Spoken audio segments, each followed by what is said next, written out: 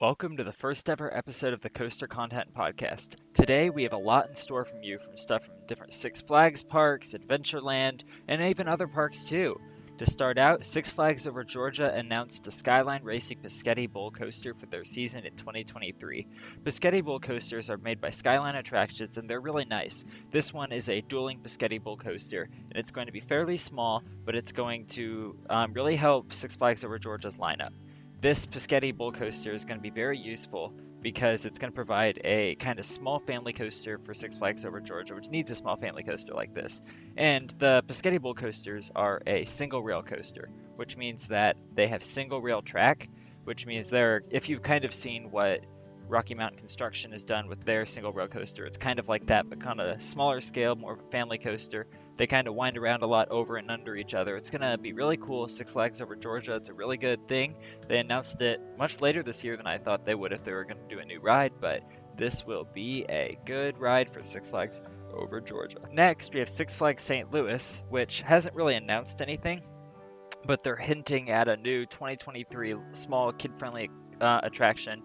They're getting rid of their go-karts currently. So this small new attraction will be in the spot of the go-karts. So that'll be really cool to see. Six Flags St. Louis, what that new attraction will be. There's no official announcement of it yet, so not totally sure what it's going to be, but that'll be really good for the park. Six Flags Whitewater is doing a new aquaplay structure for 2023. I'm not really sure what this aquaplay structure is, but it's going to be really good because Six Flags Whitewater is a good water park, and it will be really good, and this aquaplay structure will be very good for this Six Flags park, and I'm really excited to see what it looks like, what it does, and how tall it is, to see if it's something new or something old. It's kind of big or small. It'll be really interesting to kind of see what they're going to do with this. A park near me, Adventureland, Iowa, is repainting their space shot this year.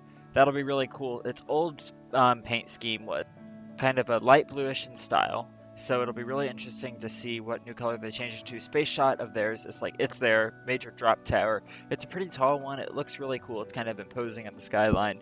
But this new color scheme, I'll be really interested to see what color scheme it is, how it's going to look, and what it kind of does for the ride in general, to see if it brings more crowds into this ride. Next, Lost Island theme park has gotten more construction and more work done on their Madugani ride, and it was actually already built.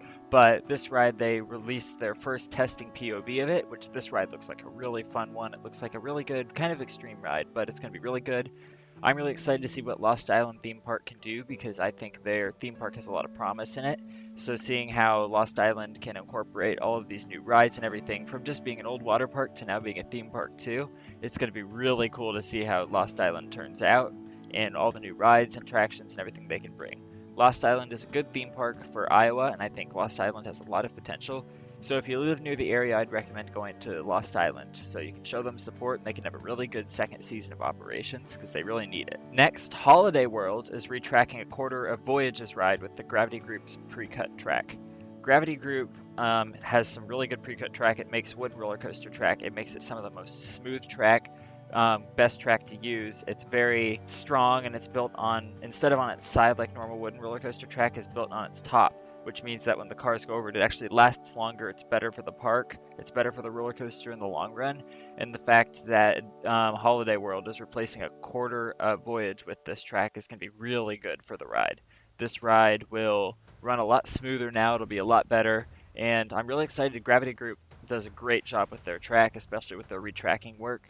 And if you haven't seen more, they're retracking Grizzly too at Retracking Grizzly, which will be very good for that ride. So they're doing a lot of retracking work, and I'm really happy with it. Their pre-cut track is very smooth, very good. It's awesome. So I'm really excited to see another park that's taking advantage of this. Knoebels is celebrating its ride Haunted Mansion's 50th anniversary this year. It's having new merch, themed food. It's doing a ton of different events with it, so expect to see a lot of stuff relating to that, like different theming around the ride, some updates to the ride queue, ride vehicles, all of this. It's just going to be a lot of really good updates for Haunted Mansion, which is a really good dark ride, but also it's gonna be awesome. I'm really excited to see what they can do with Haunted Mansion. It's its 50th anniversary. Can you believe that? It's already been out 50 years. But yeah, it's crazy how old some of these rides are, how they're still running. and how they're still running good. So it'll be really interesting to see the themed food. They're having like different French fries, I think like a burger or something. So it's just like Haunted Mansion. That's going to be a really fun ride to kind of see how they're like prioritizing it, and I'm really excited to see how they can change that and make it really cool. Santa's Village, Illinois unveils Farmer's Fling spinning coaster artwork. So I think that's going to be really cool to see. Santa's Village, I'm not really sure much about this park. I haven't really heard of it before, but I'm guessing it'll be a really nice park. A spinning coaster called Farmer's Fling, that sounds really cool because I love spinning coasters. I think they can have some good thrills. I really hope this one, once it's built, will have a lot of really good quality, high quality spinning, because the faster, the more spins you get in a ride, the better it is. And like Time Traveler at Silver Dollar City, I doubt it's going to be an extreme spinning coaster, but it looks like it'll be a good one. So I'm really excited for this new ride. It's another roller coaster that we got some artwork for. It looks pretty good. So yeah, that's that one. Busch Gardens Tampa and Six Flags Fiesta Texas kicked off their Mardi Gras celebrations today, which means if you're in that area, you're going to get to start to see some Mardi Gras theming, some good celebrations of that. Both of those parks are going to do. They always do really good with their theming and how they can celebrate different events. So if you're in those areas and you want to go see those parks, those celebrations don't usually last too long, but they last long enough, so you should be able to enjoy those a lot. And they shouldn't be lasting for too long, so get out there while you can.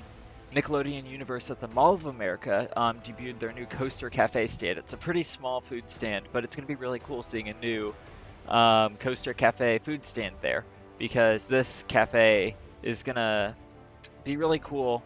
This will have like bakery items, juices, drinks, stuff like that.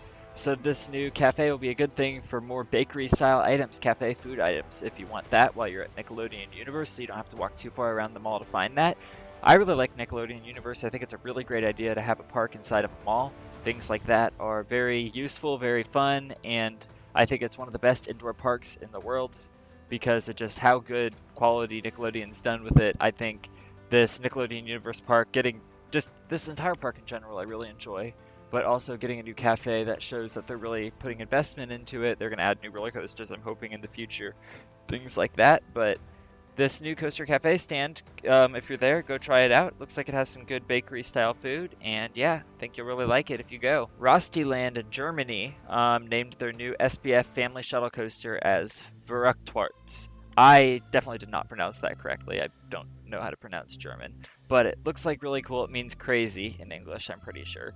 So, or at least part of it means crazy in English. I'm really excited to see what that shuttle coaster looks like. I don't really know too much about that German park. If you do, just let me know. It looks really good. But that's a long but good name for a family shuttle coaster. And a bit of sad news. Leviathan broke down on a lift hill at SeaWorld Australia, and they had to evacuate some people, which is kind of sad. But all in all, yeah, that's kind of sad, but they'll probably get it up running fairly soon. A lot of tall roller coasters like that break down on the lift hill. Sometimes you have to get evacuations on them, but that's just pretty much the gist of the major theme park news for today. Yeah, I guess I'll get back to you at a later time, probably tomorrow, with more theme park news from the next day after this. So thanks for listening. If you're listening to this on YouTube, please make sure to leave a subscribe and like.